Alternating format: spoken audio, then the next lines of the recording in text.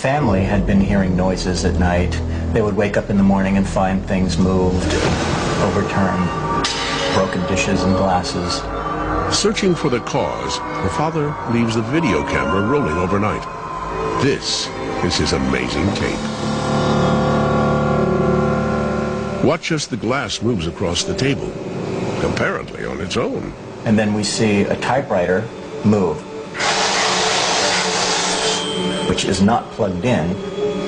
Next, a chair slides away from the table. And the recliner mysteriously begins to rock back and forth. Then we hear the front door of the house, left of the rocking chair, open and then close.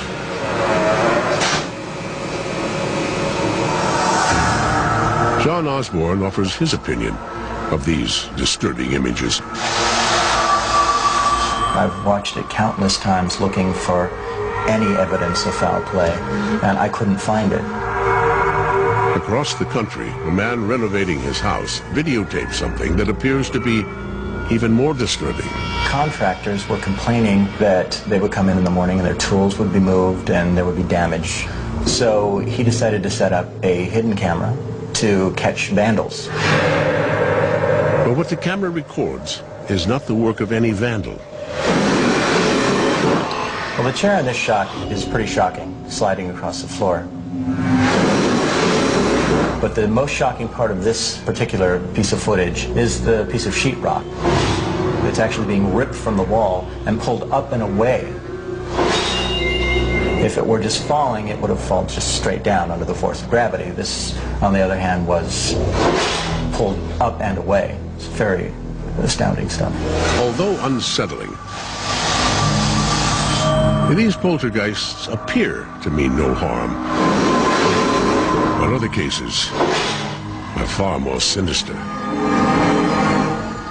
Meet professional demonologists, Ed and Lorraine Warren. A poltergeist can be terrifying. So anybody says that a poltergeist is mischievous, they better take a second look. During their 50 years of hunting ghosts, Ed and Lorraine claim to have encountered hundreds of poltergeists. They've also been the subject of numerous books and have consulted on several high-profile cases, including the Amityville Horror. A poltergeist is nothing more than a devil or a demon as far as we're concerned. People say, this guy's going back into the medieval ages. There are no such things as devils or demons. Yes, there are. Our Father, who art in heaven, hallowed be thy name. Thy kingdom come. The Warrens feel that some of the most compelling evidence ever recorded has been videotaped by them in this Connecticut home. For months, the family, whose faces are obscured to protect their identity, have been tormented by what they fear is a poltergeist. Ed attempts to communicate with the troubled spirit. One knock for yes, two for no. Are you a man? Are you a boy? The mother leans against the kitchen table, her hands in full view, as Ed continues asking questions. You want the people in this house to move. One knock for yes, two for no. Yes. Okay. Who is it that you don't like the most here? Is it? Is it? Is it their father? Is it their mother? Oh my God. Okay. I command you to reveal your identity. Next, Ed decides to confront the poltergeist alone. Give me some sign. Is that you moving something? Give me some sign that you're here. What I did was use religious provocation.